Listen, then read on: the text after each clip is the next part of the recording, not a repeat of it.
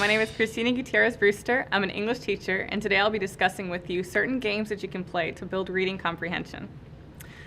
When you are building any student's reading comprehension, you want to make sure that it appeals to them in a visual and active and physical format as well.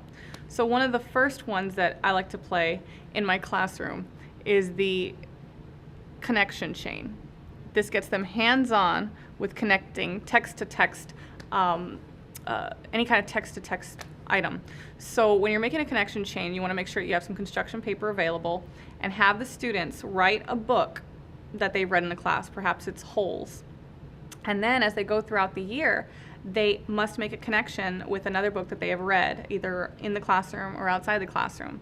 If it's Charlotte's Web that they read, well, they would have two pieces of construction paper together, and they would make a sheet of paper between that, make a chain that would describe what that connection is. So an example of a connection between it would be on a sheet of construction paper, they write, Holes reminds me of Charlotte's Web,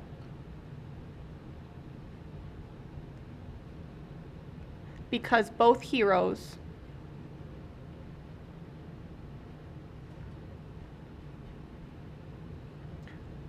are sad at first.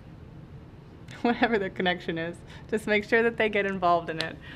They'll connect it between the two, and as they go throughout the year, they make it longer and longer and see who has the longest connection chain. That's a pretty cool one. The second game you can play is the What Book Am I game. And this is done usually after you've read quite a few short stories or novels in your class, and at the end of the quarter, the semester, you go through as a good review and you describe to the class certain major plot points and major characters. You would say it in first person. I have a brother named Michael, and I enjoy climbing, and then the students can try to guess which book you're talking about. You could make it a competition if you want to have teams against each other. That's also pretty fun. Another literary game that you can play when you are trying to teach any kind of reading comprehension involves any sort of visualization. And this game is one that you can assign groups of, and they will be given the task of creating the best image of, say, the climax of the book. So you have them compete against each other and say, okay, who can write the climax of Holes? Draw the climax of Holes. And they have to actually start drawing it, and then they can compare their works with each other. Also a pretty fun one.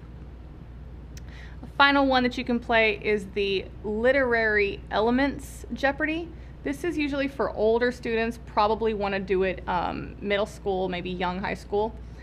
And in Literary Elements Jeopardy, you can divide the categories up by the aspects of the book. So if you want to have one category all about poetic elements, and the question could be something like, this element is something that has the first letter repeated over and over and over again, and then the students would have to guess, oh, that's alliteration, or that is the denouement of the story. Whatever it is, just make sure that you have gone over these terms with the class before, so that way on that last day, that Friday, when you are competing against each other, that they're not scratching their heads and going, we never talked about this. So once again, my name is Cristina Gutierrez, and those were a few games that you can play when building reading comprehension.